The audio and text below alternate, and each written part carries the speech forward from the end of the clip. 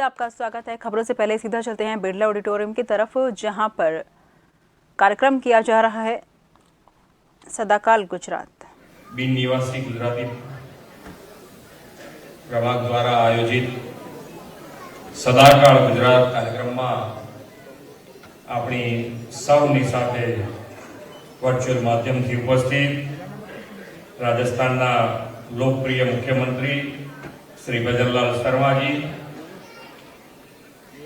बिन गुजराती प्रभागना राज्य कक्षा मंत्री हमारा वाइब्रंट मंत्री है हर्षभाई संघवी, उद्योग और वाणिज्य मंत्री श्री कर्नल राज्यवर्धन राठौड़ जी, अखिल राजस्थान गुजराती समाज समिति प्रमुख श्री गोवर्धनभाई पटेल,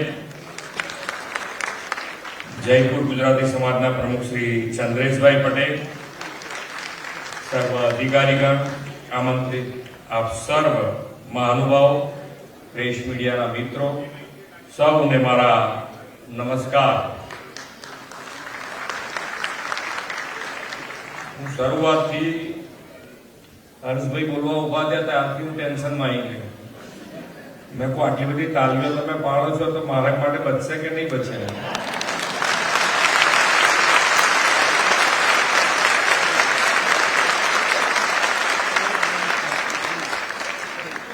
शुरुआत थी एटली बधी એટલે તમારો ઉત્સાહની વાત છે।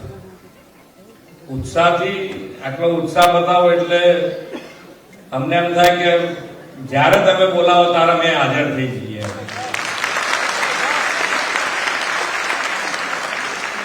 એટલે ઘણી વખતે ઉત્સાહ કેવો મળ્યો હોય તો બીજી વખત એમ થાય કે હવે આપણે રાજસ્થાનમાં કાર્યક્રમ કરવો નથી, તમે મૂકો બીજા સ્ટેટમાં કરો।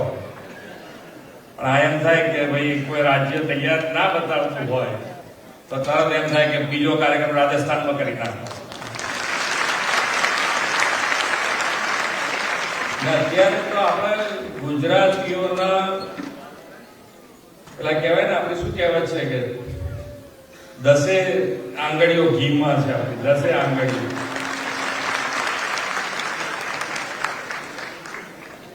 કારણ કે આપણા પરિવાર, આપણે તો એક ભારત શ્રેષ્ઠ ભારતની વાત છે, એટલે આપણા પરિવારના એક સભ્ય વડાપ્રધાન હોય પછી એનાથી વધારે શું જોઈએ? આપણને કયું ગૌરવ જોઈએ?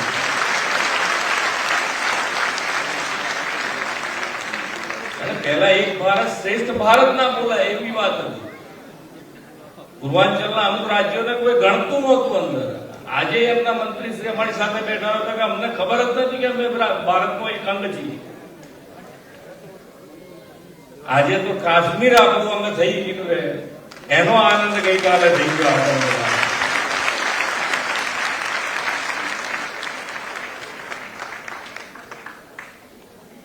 એટલે ખરેખર આખા દેશનું વાતાવરણ સ્વર્ગ જેવું થઈ ગયું